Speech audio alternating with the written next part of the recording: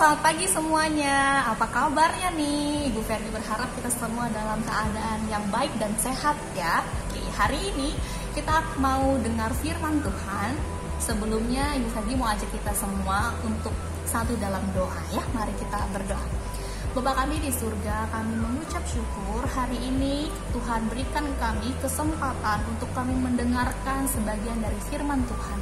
Berkati kami Tuhan dari awal ibadah kami hingga selesai. Berkati kami yang berbicara dan juga kami yang mendengarkan. Kiranya firman Tuhan ini hidup dalam hati dan pikiran kami. Inilah doa kami dalam nama Tuhan Yesus. Kami sudah berdoa dan mengucap syukur. Amin.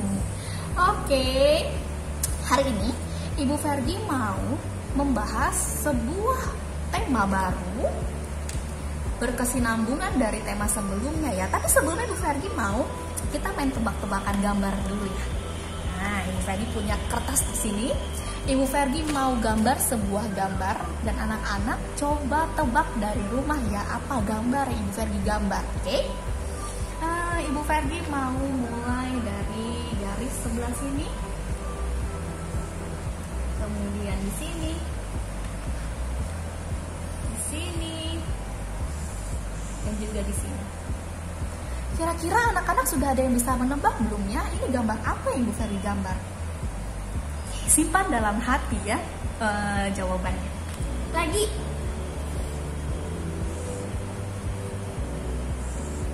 Sini dan juga di sini. Ada yang sudah bisa mulai menebak? Oke, Ibu Ferdi tambah lagi. Sini. Dan juga di sini ada yang sudah bisa mulai menebak gambar apa ini? Kalau gitu Ibu Ferdi tambah lagi ya. Ini dan juga di sini. Nampak seperti sebuah rumah ya. Tapi satu simbol lagi yang Ibu Ferdi mau gambar. Ini anak-anak pasti langsung nebak nih. Dan di sini.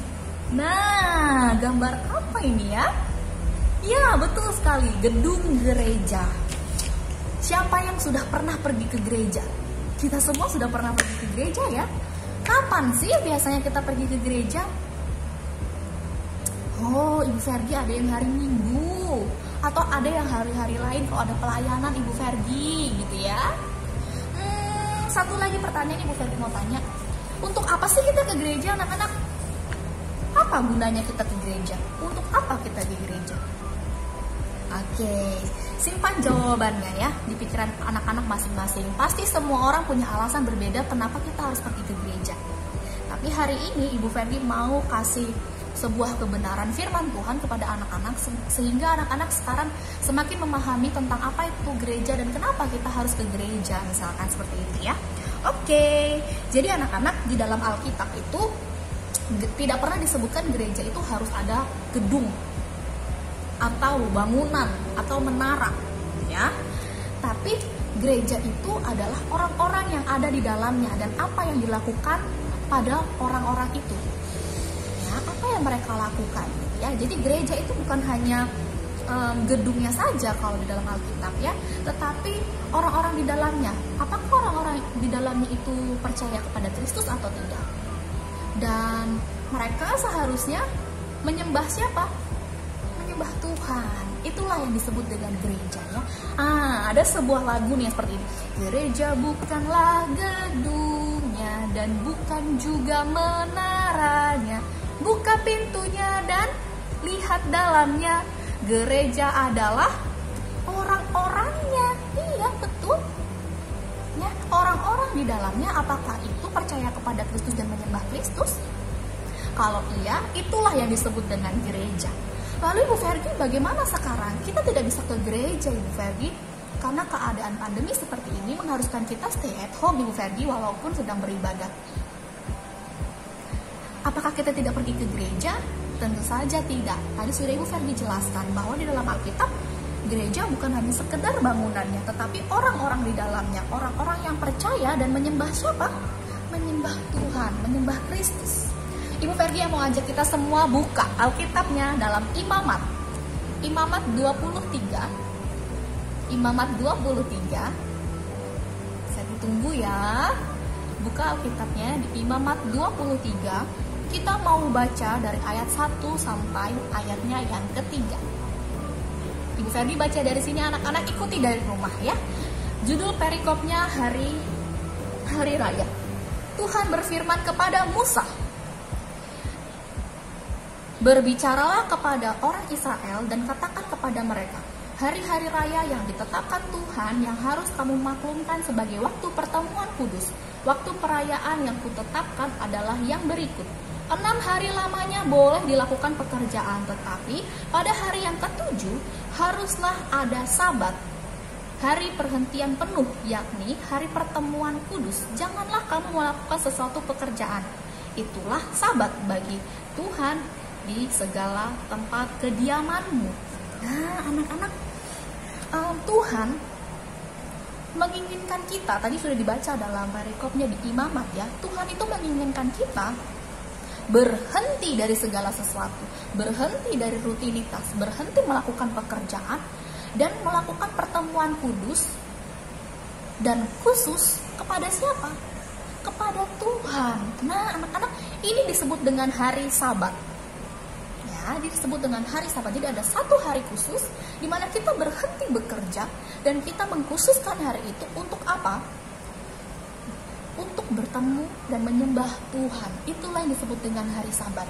Nah, anak-anak, Tuhan memberikan umatnya hari ke-7 dalam setiap satu minggu. Sebenarnya di dalam Alkitab itu hanya disebutkan hari ke-7 ya anak-anak ya, di mana Tuhan menginginkan umatnya untuk menguduskannya. Mereka harus berhenti, mereka harus beristirahat dari pekerjaannya, dan mereka menyembah Tuhan. Nah, di dalam zaman sekarang itu mungkin adalah hari Minggu ya, yang seperti kita lakukan selama ini. Nah, dan anak-anak, hari Sabat itu adalah pemberian yang luar biasa yang Tuhan berikan kepada kita ya. Jadi Tuhan kasih kita satu hari di mana kita sudah bekerja, bersekolah, ada dalam rutinitas kita yang sibuk, kemudian kita diberikan satu hari Sabat. Untuk apa? Menyembah Tuhan. Nah, apa yang seharusnya jemaat atau kita lakukan di hari Sabat, Ibu Ferdi? Nah, kalau anak-anak baca dalam Mazmur 84 ayat 1 sampai 4, Ibu Ferdi rangkum saja ya. Saat berkumpul dan saat menyembah Tuhan, apa yang kita lakukan? Kalau pemazmur bilang, hari Sabat adalah hari di mana orang-orang menikmati hadirat Tuhan, menikmati kehadiran Tuhan. Jadi anak-anak, hari Sabat itu tidak hanya manusia saja yang berhenti dan menguduskan hari itu. Tuhan juga, dan jemaat dan atau umatnya menggunakan hari itu untuk apa? Menyanyikan mazmur pujian, ya, menyanyikan mazmur pujian. Anak-anak ingat tidak hari penciptaan yang Tuhan lakukan? Sampai berapa hari? 6 hari. Kemudian apa yang dilakukan Allah hari ke-7? Allah berhenti, dan apa yang dia lakukan? Ya, dia menyembah Tuhan pada hari itu. Nah, anak-anak, di dalam Lukas, pada zaman perjanjian lama, orang-orang itu berkumpul di dalam bait Allah ya anak-anak. Ya, ini dalam Lukas ini mereka berkumpul dalam bait Allah. Dalam perjanjian lama juga dijelaskan ya anak-anak ya, berkumpul dalam bait Allah, mereka bawa persembahan. Apa yang mereka persembahkan? Yaitu korban bakaran anak-anak. Korban bakaran, mereka akan bawa lembu atau domba untuk dipersembahkan. Tetapi bagaimana dengan sekarang, Ibu Ferdi? Tidak lagi. Kenapa? Nanti Ibu Ferdi akan jelaskan ya. Dan waktu itu, waktu Tuhan Yesus datang ke dunia sebagai manusia, tapi ia adalah juga Allah ya, berinkarnasi ya anak-anak, namanya ya, turun menjadi seperti manusia ya. Nah, Tuhan Yesus diutus oleh Allah untuk apa? Menyelamatkan orang yang percaya kepadanya. Kemudian apa yang Yesus lakukan selama dia di dunia? Ia memberitakan firman Allah, memberitakan berita keselamatan pada orang yang percaya kepadanya. Nah, semasa Yesus hidup, apakah dia dikenal banyak orang, Bu Ferdi? Iya, tentu saja, karena ia memberitakan banyak berita keselamatan dan berita bahagia. Ya, ia juga pergi ke bait Allah untuk apa? Untuk belajar firman Tuhan. Nah, bagaimana Ibu Fergie orang-orang bisa mengenal Tuhan Yesus, Ibu Fergie? Ya, karena dia menyebarkan berita tentang Allah ke seluruh pedesaan. Yesus pergi memberitakan firman kepada semua orang. Ya, dan apa yang Tuhan Yesus sampaikan, Ibu Fergie? Tentunya kabar baik. Nah, anak-anak, setiap hari Sabat, Yesus pergi ke Bait Allah untuk belajar kitab suci juga dan berdoa. Ia melayani orang-orang yang ada di sana. Nah, anak-anak, dalam perjanjian lama, tadi Bu Fergie sudah sempat bilang ya, bahwa orang-orang membawa korban bakaran untuk persembahan kepada Tuhan. Biasanya berupa kambing atau domba. Untuk apa, Ibu Fergie? Untuk tebus dosa waktu itu ya. Jadi pergi bawa ke pendeta seperti itu. Nah, apakah sekarang seperti itu, Bu Fergie? Tidak. Kenapa? Karena Yesus sudah datang ke dunia. Ia menjadi korban yang sempurna. Ingat ya, Tuhan Yesus datang ke dunia untuk apa? Untuk jadi korban yang sempurna.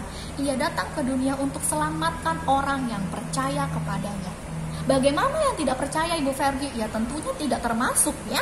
Jadi Tuhan hanya datang untuk menyelamatkan orang yang percaya kepadanya. Nah, ia disalibkan untuk kita. Jadi sekarang, karena korban itu sudah digantikan oleh Allah, yaitu korban yang sempurna, kita tidak perlu lagi bawa kambing ataupun domba ke gereja untuk dikorbankan. Kenapa? Karena kita sudah ditebus oleh siapa? Oleh Tuhan Yesus yang datang ke dunia sebagai korban persembahan yang kudus dan yang sempurna. Nah, jadi Ibu Fergie, lalu sekarang kita korbankan apa, Ibu Fergie? Kita tidak lagi mengorbankan atau memberikan kambing domba ke gereja lagi, tapi apa? Kita memberikan diri kita untuk apa, Ibu Fergie? Untuk melayani Tuhan. Nah, Ibu Fergie ulangi sekali lagi, kita tidak perlu lagi bawa kambing domba seperti orang-orang dalam perjanjian lama. Kenapa? Karena Yesus sudah turun ke dunia menjadi korban yang sempurna. Kita tidak perlu korban yang lain lagi. Lalu apa, Ibu Fergie, yang kita harus lakukan? Kita sebagai orang yang sudah diselamatkan, ya kita menyerahkan diri kita untuk apa? Untuk Tuhan, untuk melayani Tuhan. Ya, karena tidak ada lagi yang bisa kita lakukan selain itu. Ya, kita menyerahkan diri kita untuk melayani siapa? Melayani Tuhan. Ya. Nah, anak-anak, ini merupakan rencana Tuhan ya untuk jemaat-jemaatnya. Apakah Tuhan datang begitu saja? Tidak. Ini adalah rencana Tuhan. Nah, setelah Yesus mati di atas kayu salib, dan ingat, Yesus kita bangkit, bukan hanya mati sampai situ saja, tetapi ia bangkit, naik ke atas surga dan duduk di sebelah kanan Allah Bapa. Ya, jadi Tuhan kita mati, Bu Fergie? Tidak. Tuhan kita bangkit, naik ke surga, duduk di sebelah kanan Allah. Ya, itu yang membedakan Tuhan kita. Itu hebatnya Tuhan kita. Ya. Kemudian ia kembali ke surga. Lalu apa yang dilakukan murid-murid Tuhan Yesus? Ada murid-murid Tuhan Yesus ya, anak-anak tahu ya? Ada 12 murid Yesus. Apa yang ia lakukan? Murid Yesus bersama orang-orang yang percaya. Jadi selama Tuhan Yesus memberitakan firman, banyak yang percaya kepada dia. Lalu apa yang dilakukan kemudian itu, Ibu Fergie? Murid-murid Tuhan Yesus dan orang-orang percaya tetap membuat perkumpulan di hari Sabat. Ya, membuat perkumpulan di hari Sabat. Apa yang mereka lakukan? Menyembah Tuhan, menyanyikan puji-pujian untuk Tuhan. Ya, kembali datang kepada Tuhan. Sama seperti yang dilakukan sebelumnya, menguduskan hari Sabat. Ya, itu yang dilakukan murid-muridnya dan juga orang-orang yang percaya, berkumpul bersama untuk menyembah Tuhan. Nah, itu ya tadi Ibu Fergie bilang, tapi sekarang apakah bawa korban persembahan, Ibu Fergie, seperti kambing dan domba? Tidak lagi ya. Karena apa tadi? Karena Tuhan sudah datang jadi korban yang sempurna ya. Jadi kita tidak perlu lagi bawa kambing domba ke Bait Allah atau ke gereja ya, anak-anak ya. Nah, kemudian Ibu Fergie, Tuhan Yesus kita di mana dong? Tuhan Yesus kita melalui Roh Kudus ini ada dalam hati kita, anak-anak, ada di dalam hati semua orang percaya dan telah menyelamatkan.